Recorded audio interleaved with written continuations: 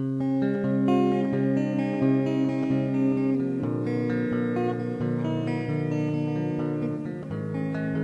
YouTube.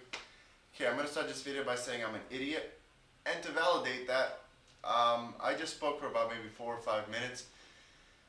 I forgot to turn the camera on. I know. And not only did I forget to put the camera on, I forgot to put the memory stick back into the camera. So even if I had turned it on, it would never recorded anything. So now that I got that out of my mind. Alright, well, this morning, not this morning, but around noontime, right when I got off work, I went shopping for food. Just to show you what I eat. Start with this bag. Okay, I've got tomatoes, which I will close my eyes and pretend they're organic. I have got an onion for taste. And I've got these zucchini type thingies.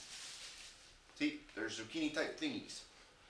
Now, these are not the, oh man, flour. That's not good.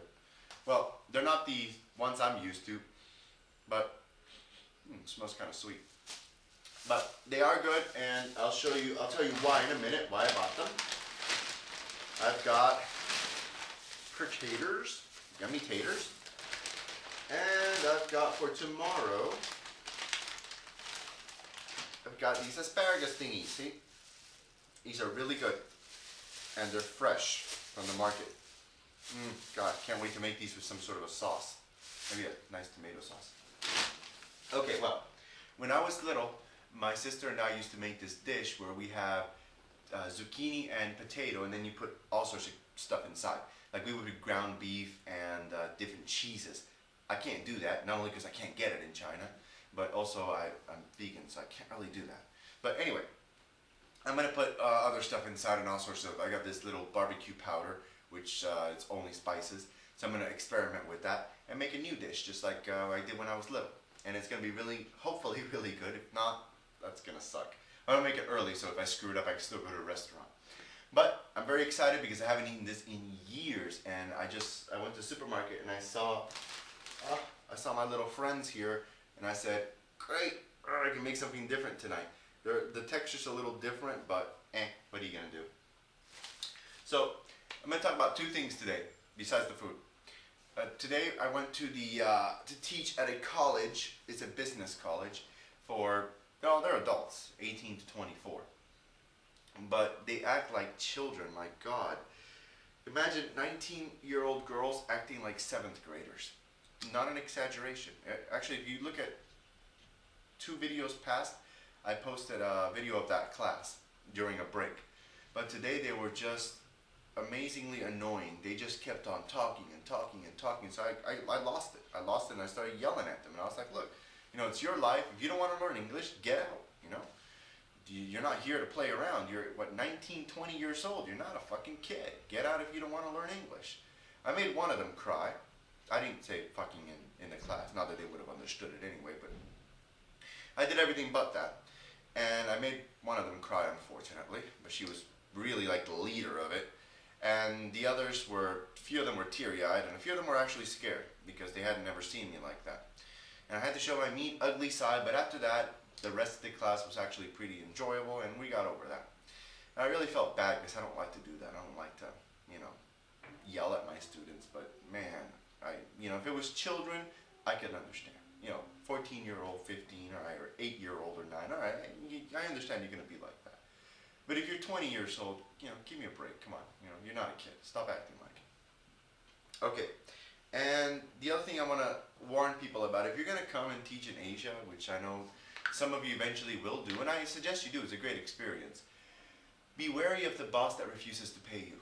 This will happen particularly at the end of your contract. My ex-boss, Mr. Liu, from the Yinka English Training School, first he paid me late by 2 months, and then he owes me a month and a half of salary, or actually almost 2 months of salary now, and my airfare, which is probably above maybe 10 to 12,000 RMB, depends on how you calculate it. And each time I call him, he hangs up the phone. He hears my voice and he hangs up the phone. So my choices are, I'm going to hound him for the next 2 or 3 days, And if that doesn't work, I'm going to go to the police and the Bureau of Foreign Teachers Affairs. There's actually a bureau for this. And I'm going to go with my contract, and I have other witnesses that, he hasn't paid me. And I'm going to go and, going to have to push charges. I don't want to do this because I hate confrontations. I don't like doing this, but, and if you're going to come to Asia, understand this will more than likely happen to you. At least they're going to pay you late. And it's not to say that Chinese people aren't honest, because they are honest, for the most part. I guess they're just like all other people, right? But you have to understand that businessmen are businessmen, but business practices in China are not very ethical. In fact, they're very, very unethical. They're very selfish, and it's all about them. And I know a lot of people, particularly, I got 2 or 3 Chinese subscribers. I'm really sorry for saying that, but it has been my experience that Chinese businessmen, particularly, are just really not considerate at all, and they just won't care, because as a foreigner, there's really not much you can do. You don't really speak the language that well, and the law is more geared towards them than it is towards you. So odds are I'm probably never going to get paid. But that comes to the territory. I don't really need the money, but damn it, I worked for it. That's the deal. I teach, you pay me. It's really simple. But I'm going to keep hounding him, and if that doesn't work, I'm going to call him 50 times a day and just bitch at him until he gets tired and sick of it. I know where his school is, so I can go and I can't go there every day, but I can go every once in a while and fuck with him. And odds are I will do that, because you know what? I'm special that way. So, anywho, just wanted to give you a shout out, let you guys know this. It's still worth it. It's still worth coming to China. The Chinese people are very good people. The food is great. Sorry about that pause. It's just that I can't eat most of it because it contains meat. But the meat eaters tell me the food is great.